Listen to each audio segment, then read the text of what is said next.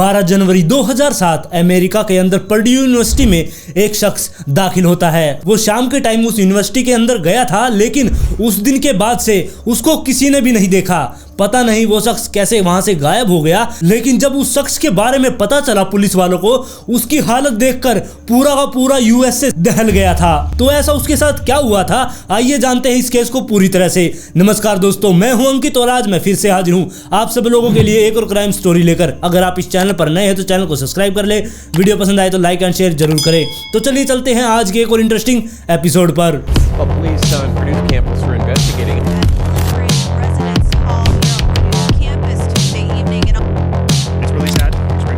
Purdue sophomore Evan Hawkridge was shocked to hear about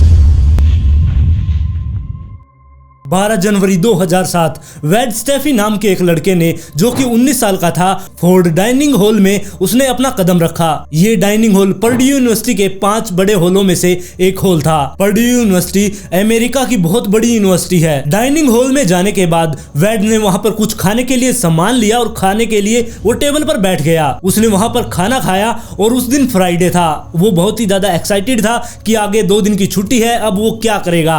अब वो खाना वगैरह खाता है, वहां पर अपने दोस्तों से बात करता है कि तभी 1 घंटा बीत गया। उसे पता भी नहीं चला कि 1 घंटा बीत चुका है। वो वहां से उठता है और बाहर निकल जाता है। वो जब डाइनिंग हॉल से बाहर निकलता है, वो उसकी लेफ्ट साइड चला जाता है और डाइनिंग हॉल के वो लेफ्ट साइड जाते हुए उसे एक और बिल्डिंग दिखाई दी जिसका नाम ओवन हॉल था। वो उस ओवन हॉल के अंदर चला जाता है। उसके कुछ दोस्त वहां पर भी रहा करते। अब वो उन दोस्तों के पास जाता है। वहां पर जाने के बाद उसके दोस्त वहां पर ड्रिंक कर रहे थे, वो भी उनके साथ ड्रिंक करने के लिए वहीं पर बैठ जाता है। वो सभी मिलकर वहां पर ड्रिंक करते हैं। 1 घंटा वहां पर वो बिता देता है। करीब 9:30 बजे वो वहां से बाहर निकलता है। वहां से बाहर निकलने के बाद वो थोड़ी सी दूर और चला कि वहां पर उसने देखा कि एक पार्टी चल रही है। एक घर के अंदर पार्टी चल रही थी, वहां पर बहुत सारे लोग थे। जिसके बाद उसके कुछ दोस्त वहां पर भी थे। अब वो उनके पास भी चला गया और वहां पर पार्टी में उसे पता ही नहीं चला कि रात के 12 साढ़े 12 कब बज गए। 12:30 बजने के बाद वो वहां से बाहर निकलता है और बाहर निकलकर उसे याद आया कि वो अपनी जैकेट तो अपने दोस्तों के पास ओवन हॉल में भूल आया है। जिसके बाद वो सोचता है कि वो ओवन हॉल जाता है, अपने दोस्तों से अपनी जैकेट लेगा और उसके बाद वो अपने रूम पर चला जाएगा। और ओवन हॉल तक पहुंचते पहुंचते उसने अपने दोस्तों के पास 6 फोन भी कर दिए थे, लेकिन उसमें से 4 फोन उसने रॉन्ग नंबर पर मिला दिए थे।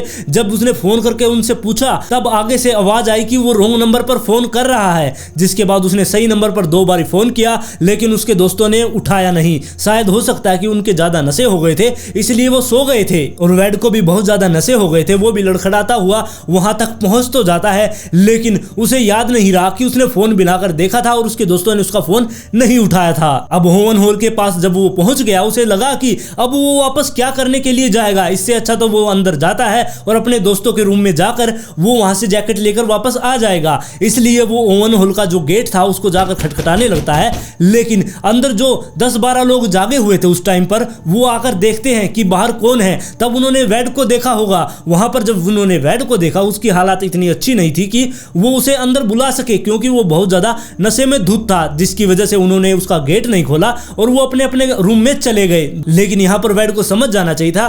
फिर भी वेड वहां पर बहुत देर तक गेट को खटखटाता रहता है, लेकिन कोई भी उसका गेट नहीं खोलता। जिसके बाद वो वापस से पीछे हटता है और वो बिल्डिंग के साइड में चला जाता है। वो लेफ्ट साइड में बिल्डिंग के जाता रहता है और तभी उसे उसी बिल्डिंग के पास एक गेट दिखाई देता है। लेकिन वो जो गेट लगा हुआ था वो कुछ अजीब सा ही बना हुआ था, क्योंकि वो गेट एक तो ग्राउंड लेवल से बहुत नीचे बना हुआ था और साथ में ही उसके साइड में ग्रिल लगी हुई थी। अगर किसी को उसके अंदर उतरना होता, मतलब कि उस गेट के अंदर जाना होता, तो पहले तो वो ग्रिल कूदकर नीचे उतरे, उसके बाद वो गेट को खोले। इससे ये तो पता लग रहा था कि ये गेट पर्सनल यूज के लिए नहीं है, किसी खास ओकेशन के लिए ये गेट यहां पर लगाया गया था। लेकिन जो वेड था उसको यहां पर ये समझ नहीं आया, क्योंकि वो नशे में बहुत ज्यादा धुत था।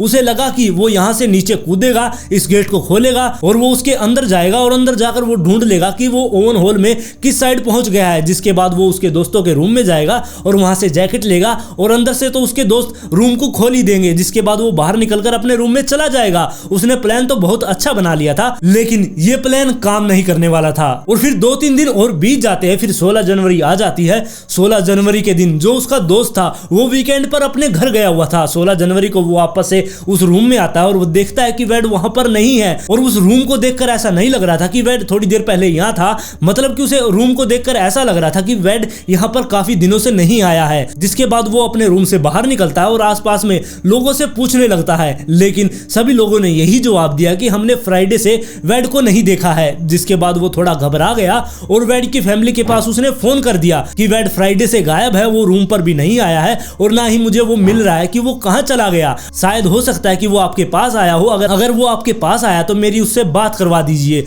लेकिन जो उसकी फैमिली थी उन्होंने बताया कि हमारी तो 3 दिन से वेड से कोई बात ही नहीं हुई है। जिसके बाद उसका रूममेट और भी ज्यादा डर गया और दूसरी तरफ उसकी फैमिली थी वो भी टेंशन में आ गई थी। इसके बाद जो वेड की फैमिली थी उन्होंने पुलिस वालों के पास फोन कर दिया और उनको सारी बात बताई कि हमारा बेटा 2-3 दिन से गायब है। जिसके बाद पुलिस वालों ने वेड की फैमिली से उसका फोन नंबर लिया और वो फोन नंबर लेने के बाद पुलिस वालों ने उसकी लास्ट लोकेशन निकाली कि वो नंबर कहां पर एक्टिव था। जिसके बाद पुलिस वालों को यह पता चला कि वेड का नंबर अभी भी एक्टिव है और वो पर्ड्यू यूनिवर्सिटी के अंदर ही एक्टिव है। जिसके बाद बहुत सारे पुलिस वाले पर्ड्यू यूनिवर्सिटी में पहुंच जाते हैं और साथ में ही जो वहां के वॉलंटियर थे वो भी वहीं पर मौजूद थे। जिसके बाद उन वॉलंटियर ने साथ मिलकर पुलिस वालों के वहां पर सर्च अभियान चलाया। बहुत सारे घुड़सवारों ने वहां के जो पास का जंगल था वहां पर भी वेड को ढूंढने की कोशिश की, लेकिन वेड का कोई भी पता नहीं लग रहा था कि वो कहां पर चला गया। और इतनी ज्यादा छानबीन होने के बाद भी वेड के बारे में कुछ भी नहीं पता चला, लेकिन उसका एक जूता मिला था और वो जूता भी जब उसकी छानबीन स्टार्ट हुई थी,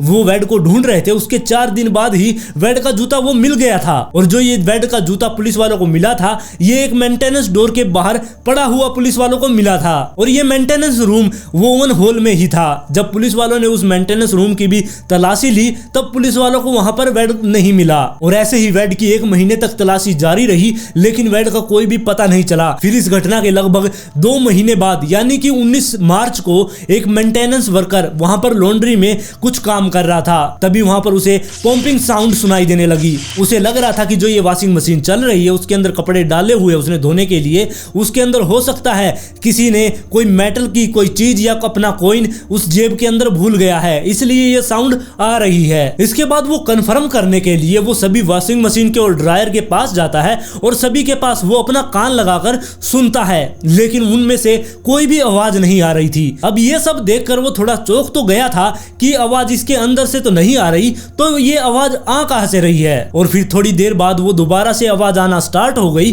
और उस आवाज का पीछा करते करते वो हॉल की तरफ चला गया। अब उसे पता चल गया था कि जो हॉल के अंदर से ही आवाज आ रही है। जिसके बाद वो उसका गेट खोलता है और उस हॉल के अंदर एंटर हो जाता है।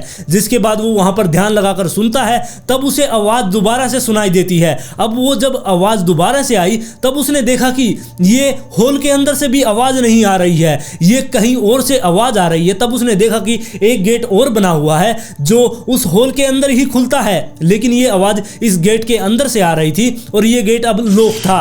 इसके बाद वो अपनी चाबी निकालता है, उस गेट पर लगाता है और उस गेट को खोलकर वो अंदर चला जाता है। और जब वो अंदर चला गया, अंदर का जो मंजर था वो देखकर वो भी डर गया था। उसके पैरों के नीचे से जमीन खिसक गई थी और वो एकदम से बाहर की ओर भागा। तो वहां पर उसने ऐसा क्या देख लिया था, और इसको समझने के लिए हमें कुछ टाइम पीछे जाना होगा, यानी कि 12 जनवरी को जिस दिन वेड वहां से गायब हुआ था। वेड अपने दोस्तों के पास से तो वहां से निकल गया था, उसे ओवन हॉल के अंदर तो घुसने नहीं दिया। जिसके बाद वो बाहर निकलकर लेफ्ट की साइड चलने लगा। वहां पर उसे जो वो गेट दिखा था जो ग्राउंड लेवल से नीचे था, वो उस गेट के सामने जाकर खड़ा हो गया था और उसने जो वो प्लान बनाया था कि वो उसके अंदर जाएगा वैसा ही वो करता है। वो पहले उस ग्रिल के ऊपर चढ़ता है, उसके बाद वो नीचे उतर जाता है और नीचे उतरने के बाद वो उस गेट को खोलने की कोशिश करता है और जैसे ही उसने उस गेट के डोर को हाथ लगाया वो गेट खुला हुआ था। जिसके बाद वो उस गेट को खोल देता है और उसके अंदर एंटर हो जाता है। और जब वो अंदर चला गया उसने देखा कि पूरे रूम में वहां पर अंधेरा ही अंधेरा था। ये देखकर वो समझ गया था कि अंदर अंधेरा है। वो वहां पर लाइट जलाने के लिए बटन भी ढूंढता है, लेकिन उसे कोई भी बटन नहीं मिलता। अब वो सोच रहा था कि शायद वो थोड़ा आगे चलेगा तब तक कि ये गेट बंद हो जाएगा, तो वो अंदर हो सकता है कि फंस जाए, उसे बाहर निकलने का कोई रास्ता ही ना मिले। इसलिए वो वहां पर अपना दिमाग लगाता है। वो अपना जूता निकालकर उस गेट के ऊपर अड़ा देता है। और उस अंधेरे के अंदर बहुत भयानक सी आवाज भी आ रही थी, लेकिन वो नशे में धुत था। इतना ज्यादा अंधेरा और इतनी भयानक आवाज सुनकर भी उसने अपना मन नहीं बदला। वो सोच रहा था कि वो आगे बढ़ेगा और अपने दोस्तों के पास से अपनी जैकेट लेकर वापस आएगा ही। इसके बाद जो वेड था वो धीरे धीरे उस अंधेरे वाले कमरे में आगे बढ़ने लगा, और धीरे धीरे जब वो आगे बढ़ रहा था, अंदर अंधेरा था, और अंधेरा जब होता है, अगर हम कहीं पर जा रहे हैं वहां पर अंधेरा है तो अपने दोनों हाथ हम आगे की साइड कर लेते हैं ताकि हम किसी चीज से टकराए नहीं। इसलिए वेड भी अपने हाथ दोनों आगे करके चला जा रहा था। वो धीरे धीरे आगे बढ़ रहा था कि तभी वो किसी मेटल की चीज से टकरा गया।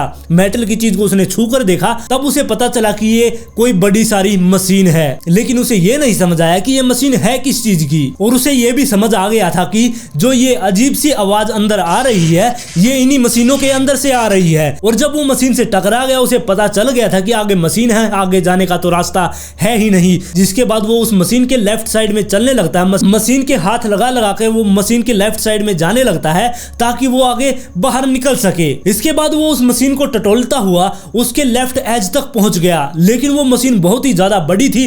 काफी समय उसे लग गया उस लेफ्ट साइड में पहुंचने में। वो मशीन के लेफ्ट साइड में पहुंच तो गया था, लेकिन जब वो वहां पर पहुंचा तब उसने देखा कि उस मशीन के साइड से जाने की जो जगह है वो बहुत ही ज्यादा भीड़ी थी, क्योंकि वो मशीन बिल्कुल दीवार के साइड में रखी हुई थी। उस मशीन के और उस दीवार के बीच में बिल्कुल थोड़ी सी जगह थी।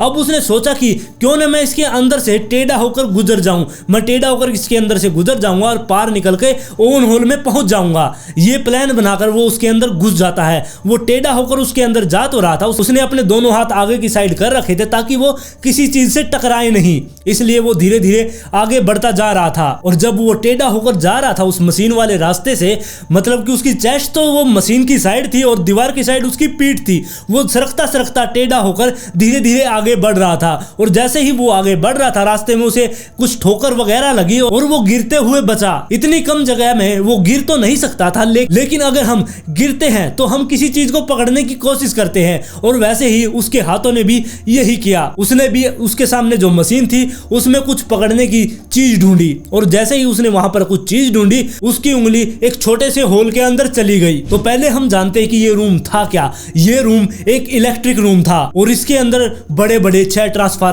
रखे हुए थे, और ये ट्रांसफार्मर हाई वोल्टेज को लो वोल्टेज में कन्वर्ट करके पर्ड्यू यूनिवर्सिटी में सप्लाई किया करते। और इन्हीं में से एक ट्रांसफार्मर के अंदर अब वेड की उंगली जा चुकी थी। वैसे तो ये जितने भी ट्रांसफार्मर थे ये मेटल की ऐसी चीज से कवर थे कि ताकि किसी को करंट ना लग सके, लेकिन बहुत सारी जगह ऐसी होती है जिनके अंदर से उनको चाहकर भी हटा नहीं सकते, उनके अंदर से करंट लगता ही लगता है। और उसी छेद में अब वेड की उंगली जा चुकी थी, और जब वेड की उंगली उस ट्रांसफार्मर के अंदर चली गई उसके तुरंत बाद ही उसे 1 सेकंड का भी टाइम नहीं लगा, उसके शरीर में 2000 से लेकर 4000 वोल्टेज का करंट दौड़ गया। अब आप जरा सोच सकते हैं कि उसके अंदर कितना ज्यादा करंट गया होगा, क्योंकि जो अमेरिका में मौत की सजा सुनाई जाती है, इलेक्ट्रिक चेयर पर बिठाकर जो उनको करंट लगाकर मौत दी जाती है, वो भी 2000 वोल्टेज का करंट उनको लगाया जाता है। वेड वहां पर फंसा हुआ था, इसलिए वो नीचे तो नहीं गिर पाया, वो मशीन और दीवार के बीच में फंसा हुआ था, इसलिए वो वहीं पर खड़ा रहा और उसकी उंगली उस ट्रांसफार्मर के अंदर ही